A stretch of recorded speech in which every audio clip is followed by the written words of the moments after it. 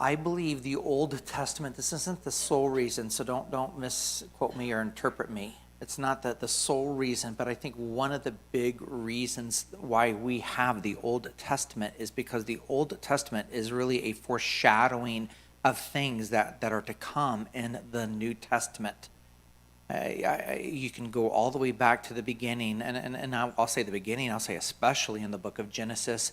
But it's interesting. I think the more that I read and study the Bible, even at age 54 now, 25 plus years of ministry, is I think I see it more. And it just seems a little bit more obvious. Thank you. Oh, they look good.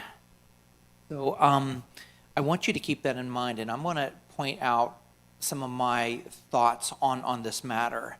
I'm not going to ask you. I'm not going to tell you what book of the Bible yet. We're just going to talk, and we're going to make some facts, and you can always go back and fact check and those kinds of things, and then I will tell you the book of the Bible that we're in. So there was an event, a very significant event that happened in the Old Testament in the year 832. Now you can kind of think about that, and maybe you have some references that you can kind of place or whatever. But just curious, off the top of y'all's head, do you know what big event happened in the year 832? And I will give you a hint. It doesn't really have anything to do with David. This was post-David, okay?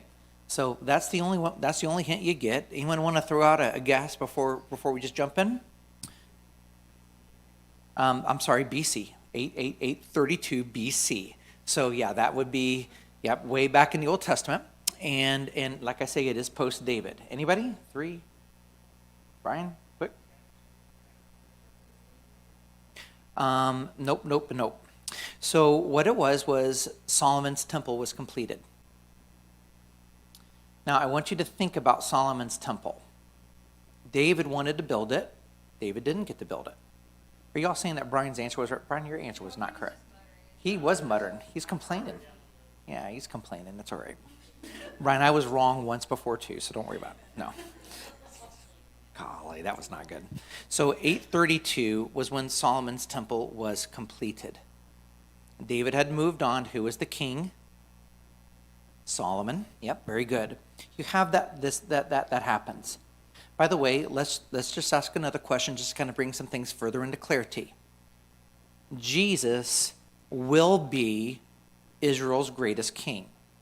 He's going to come back as the King of Kings. Who was Israel's greatest king? And I'm not referring to Jesus becoming Israel's greatest king. Israel's greatest king in the past was David. David passes away. Solomon becomes king. Solomon's building at the temple. Did things continue to go well like this at that point, or did things begin to start going downhill at that point? Things started going downhill in a hurry at that point. And it pretty well culminated in the year 597. Now, some of you can share your answer as to what you think took place on the year of 597 BC. What took place then? King Nebuchadnezzar came over, invaded Jerusalem, and destroyed the city. Now, when we say that the city was destroyed, I want you to kind of get a really good picture as to this. Nebuchadnezzar and his army comes in and invades and wipes out the entire city. But there's one thing in particular that they made absolutely sure to just absolutely annihilate and utterly destroy. And what is that? The temple. In fact, the Bible tells us, now this was the temple where they worshiped God. This was the temple where the Ten Commandments were stored. This was the temple where on the day of Yom Kippur, the high priest would go in and make the sacrifice in the Holy of Holies, the deep inner part of the temple and everything. It was absolutely, utterly destroyed. Everything was carried off. All of the holy artifacts, relics, I guess, however you would word that, was carried off as well. And a lot of the Israelites, especially those of great capabilities, were carried off to be prisoners, and we know several of them, or at least four. Who can tell me one or of their names? Daniel. Who can give me another name? No, that's not correct. Anybody else? Anybody? I hear mumbling. Anybody? Their given names? What are their given names? By Nebuchadnezzar. What were their names? Shadrach, Meshach, and Abednego. Okay, that was VeggieTales, and I'm glad some of you are thinking, what's VeggieTales? Hananiah, Mishael, and Azariah were their Hebrew names. Okay, so we know those four people. Here's another big question: how long were they in captivity for? How long? 70 years. So do you think that most of the people survived? Did anyone survive? They did, and we know this to be a fact. So 70 years later, they were giving their freedom. And so we use this word, a remnant. There was a remnant left over. People get so excited when you say remnant because they're thinking end times theology and correlations and stuff. That's all great and good and fine. A remnant, absolutely. How many people were made up of the remnant, though, that went back to Israel? So this is kind of interesting. It's important to know. I by the way, I wouldn't have remembered half of these numbers had I not have looked them up and stuff and verified them. So don't think that I'm like, oh, I'm so smart and how dare you guys not remember because I'm an idiot. But anyone want to remember? 50,000. That's it. 50,000. They went back to rebuild. Now, did God ask the 50,000 to go back to Israel and to rebuild Jerusalem and the temple and those kinds of things? Was that their purpose in going back?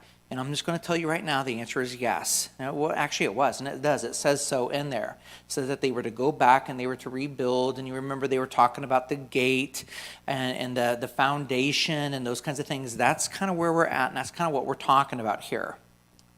So when the 50,000 people made their way back and they took the multiple month trip back from current-day Iran, Iraq area, back over to Jerusalem, the same Jerusalem that's on the maps today. After taking that long 2 to 3 month trip, they immediately began to do what God called them to do. And what was it that God, again, called them to do? Well, no mumbling, just you can speak it out. And if you say the wrong answer, no one's going to make fun of you or anything. Okay, well, I can't hear you, Brian, so you mumble all you want. God told them to do what, everybody? To rebuild the temple, rebuild Jerusalem, all of those kinds of things. And so when the Israelites showed up there, were they obedient and faithful in doing that? They got started immediately. And they set those foundation stones and everything else, and they were clearing all of this stuff, and they worked really, really hard. And the gate, we know from another book, the gate was up and stuff, and it was kind of more fortified, with the wall and all that stuff. And they're working and they're putting together the temple. But then something happened. Do you remember, or do you know what happened? Because this is so important. It's so important. And guys, I got to tell you, all day long today, this was in my mind. The problem was that they got distracted. They got their freedom. And you can correlate that however you want. But they got their freedom. They were liberated. They were allowed to go back. God had finished his time of judgment and punishment upon Israel. Think of that as you would like.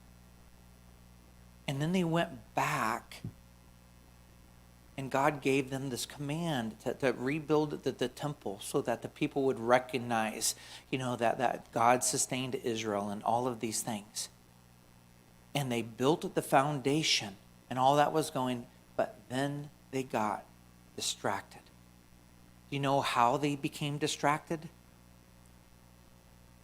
It wasn't idols, or at least it wasn't idols in the sense that we think of idols.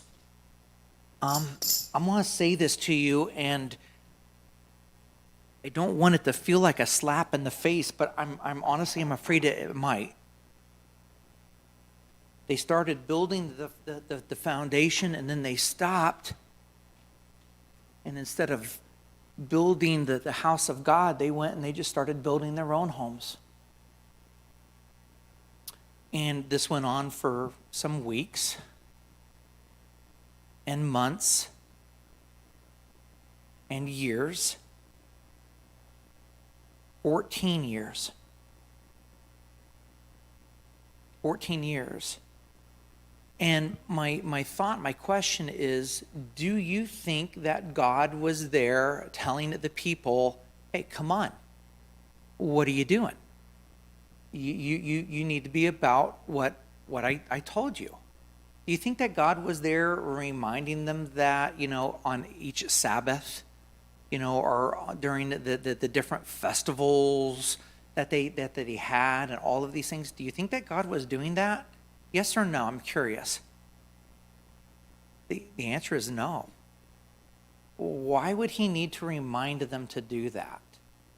They already knew that. Now, if you're really super savvy, you'll remember that the Samaritans also did not make this easy on them. And if you remember the Samaritans and exactly who the Samaritans are, you'll begin to kind of understand why.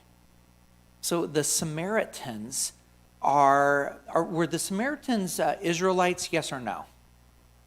The answer isn't yes or no. So what happened was you had the people of Israel, and when King Nebuchadnezzar and the armies came in and invaded them, a lot of people were killed. A lot of people were taken into captivity as slaves and taken to Babylon. But there was also a whole group of Israelites that fled to the hills and everything else. And yet they were afraid to come back and to occupy the land or to try to do things there in the land. And instead, kind of out of their fear, and you could argue a bunch of other things, they chose to do something that God said that they really shouldn't do anyway, but they did it anyway. Do you remember what it was? You had the Hittites and the Amorites and the megabytes and the chicken bites and whatever else, right? And they went and they started intermarrying with these foreign countries that had these false gods that God wasn't happy about or pleased about at all. And so they intermarried. And so after these 70 years, again, a lot of them had passed away, but yet you've got some kids now, maybe even some grandkids and some different ones, and they knew their history, and they were worried when the Israelites, when the 50,000 came back to occupy Jerusalem again and to rebuild, they were worried that these guys are going to become as powerful as they were in the time of King David, and they're not going to like us. In fact, they're going to make life really, really hard because we didn't get killed, we didn't get taken off to captivity, and we weren't faithful to the Lord. Now, did that actually happen? Was that reality? Yeah, it was. It was not good. But they made it hard. In fact, they tried to convince them, don't do this, hey, join these other, the Hittites are really good and everything. They're all good except for the parasites. You don't want to join them. But the rest of them are really, really good. And then God sent this prophet named Haggai. And that's where we're at. So you can turn to the book of Matthew. And then you can start going back about, I think it's 4 books maybe. I think it's after Habakkuk, I think. I have to sing the song, and I'm not going to sing it. So anyway, the thing of it is, it's going to be hard to find it because Haggai is one of the smallest books in the Old Testament. It's only 2 chapters. But that's where I want you to go.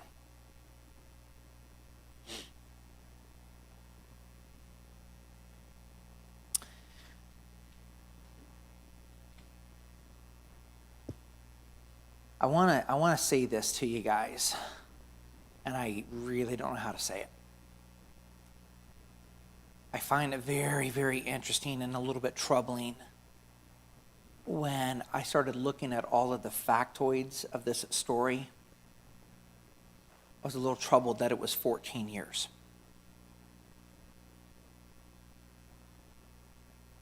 Amy and I have been at this church 14 years. And we have seen good things. And we have seen God bless us. We have seen people come to know Jesus. We've seen the church grow to really nice numbers, only to have a stupid pandemic come and reap some havoc and stuff. We've seen a lot of neat things. We saw a mortgage that was $784,000 whatever go down to $273, and I think we're going to get the blessing of seeing a new building added back here. And we have a preschool, and pretty much every Wednesday and a lot of Sundays and stuff. And please, I get it. Don't ever feel bad about that. I just get it. I remember what it was like to have little munchkins, and I only had 2. Okay, you got 3. But we've seen a lot of neat things happen. And yet, guys, I got to tell you,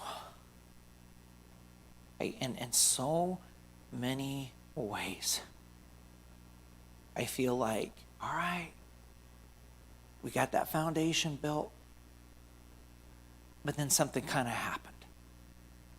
And it seems like we've been in this long stall. You know what the stall is when you're cooking pork, right? You get it to 160 and it stalls. And it stays at 160. And it takes you can crank it up. I don't know what it is about pork, but there's a stall.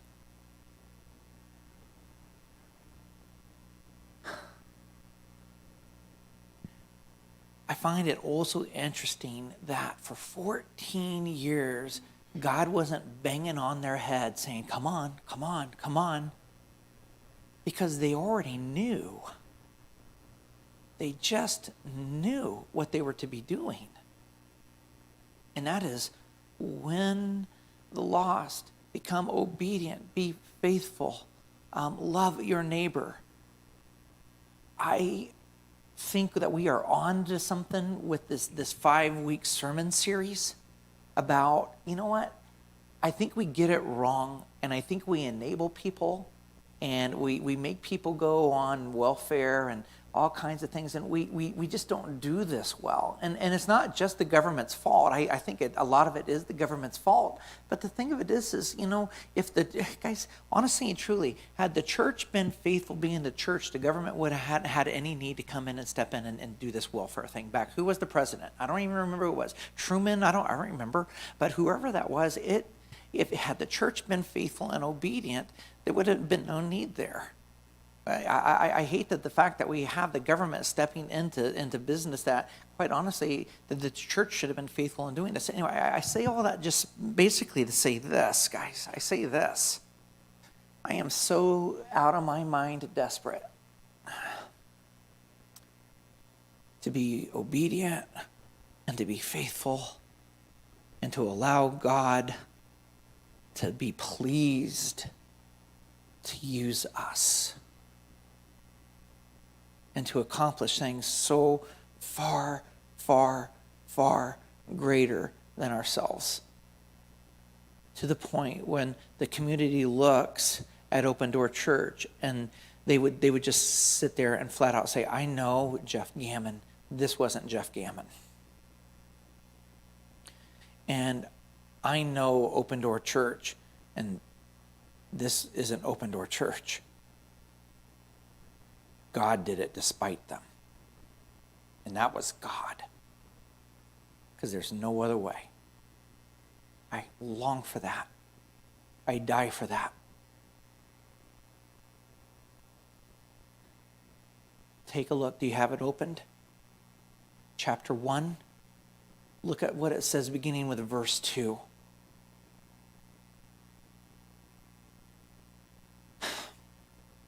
When I started looking at this and I started reading this, I wasn't sure if I wasn't going to be sick to my stomach today.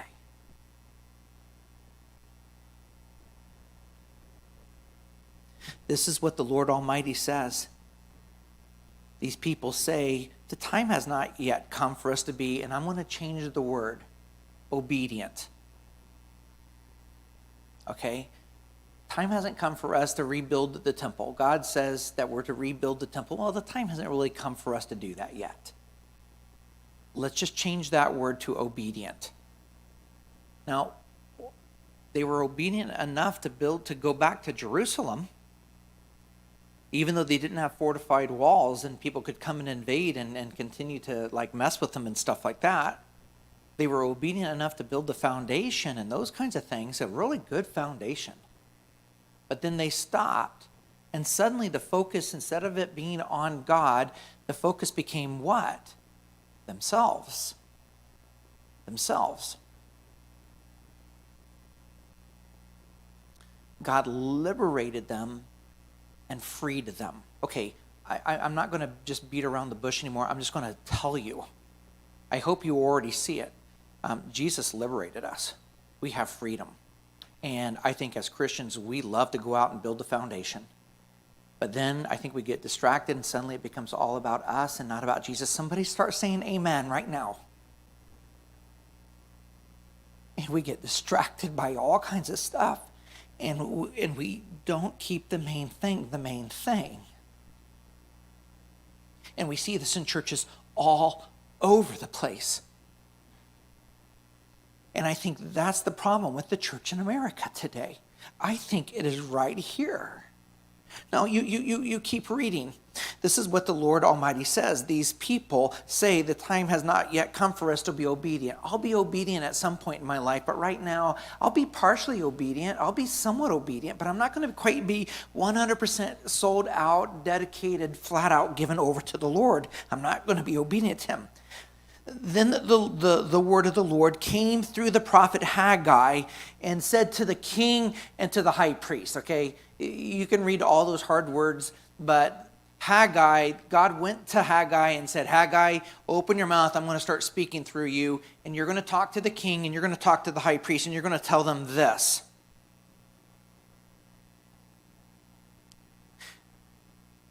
Is it a time for you yourselves to be living in paneled houses while the house of the Lord remains a ruin?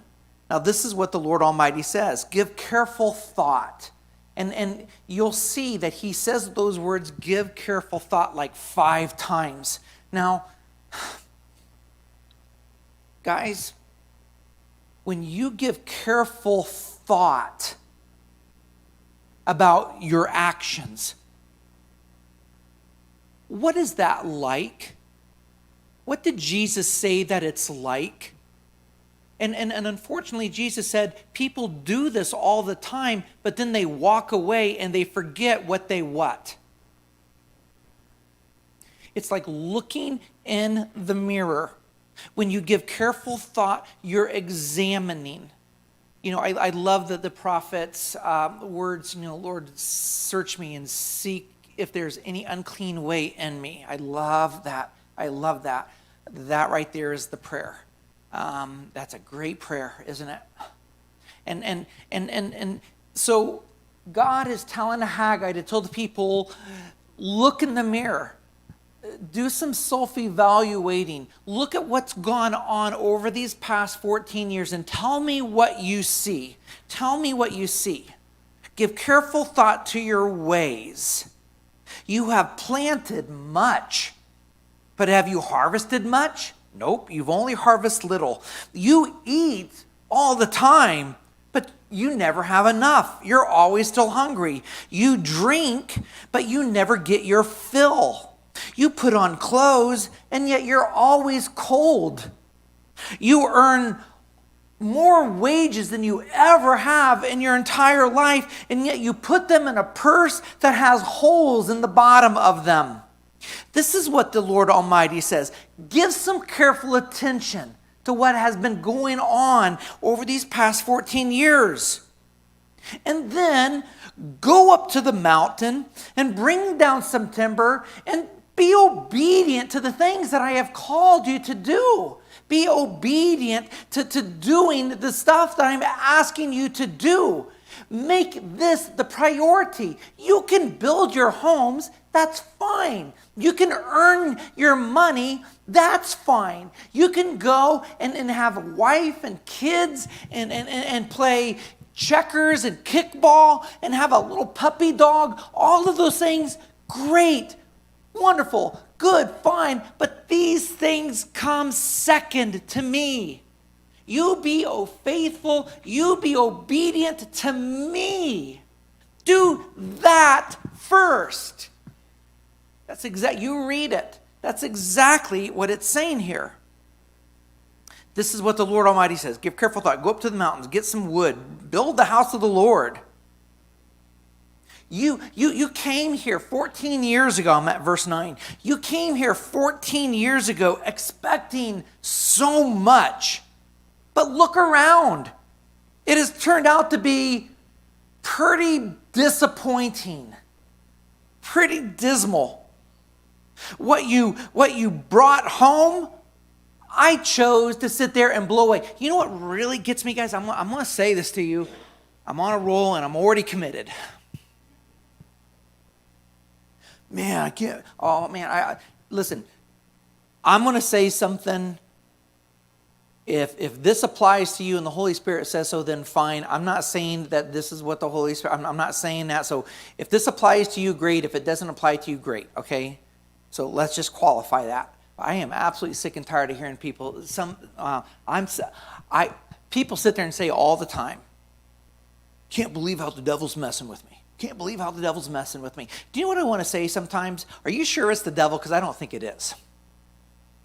Oh, that's not God. That's not a loving God. Oh, really? Really? How faithful and how obedient have you been? Have you looked in the mirror? Have you seen? Come on, guys.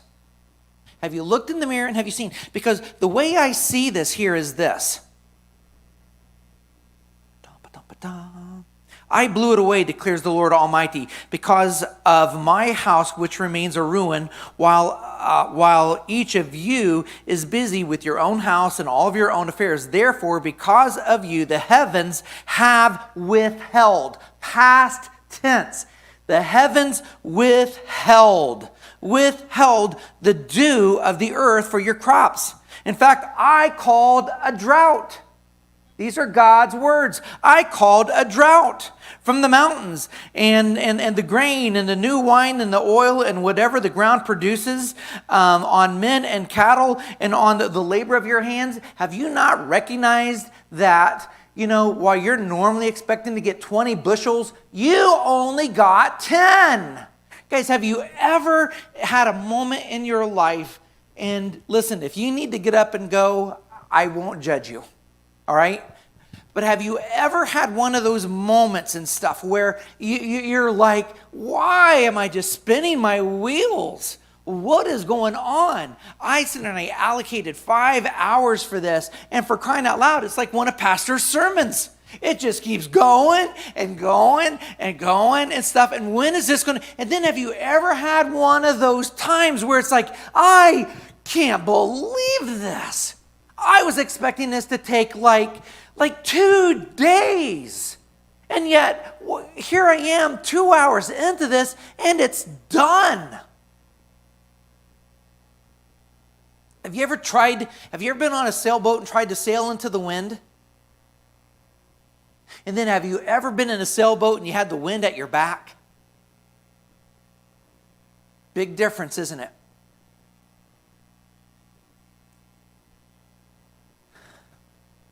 Then Zerubbabel you know how I remember Zerubbabel? Because Zerubbabel was king when the temple was all a bunch of rubble. So anyway, the king and the high priest. And the whole remnant of the people decided in one voice, Lord, you're right. And he goes in there and he'll you can go back and you can read this. Because when you get into the second chapter, they're talking about this, and he says, you know what, you went out there and you were harvesting your field and you weren't living for me. It's not like you didn't love me. It's not like, well, I don't know. I don't know if you would call that love, but you certainly weren't dedicated. You were a fan. You were a fan of me, but you weren't dedicated. You know that book I'm talking about. You were a fan, but you weren't committed. You weren't a disciple, but you were a fan. Church, Jesus, yeah, absolutely. Rock on. But dedicated, 100% buying in. Lord, as for me and my house, we will follow you. And he sits there and he says, for crying out loud, for 14 years you went out there and you're harvesting your field, and instead of the 20 bushels, you only got 10. And instead of the 5 bats of wine, you only got 3. Instead of this, you got that and everything else.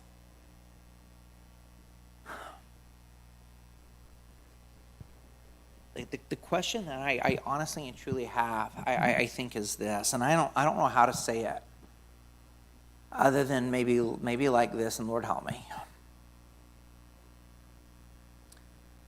Nobody wants to be a part of something that's fledgling.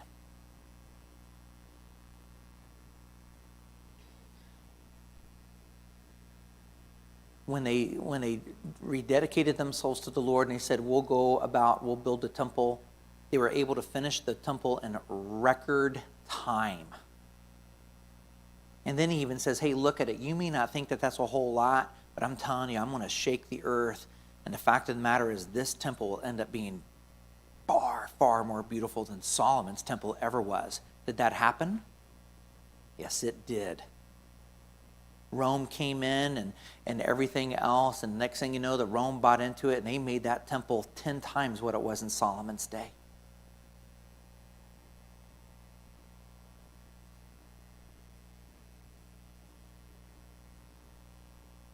God's looking for people that are saying, I'm all in. That's where I've been at today. I'm just all in. I don't need to make this about me.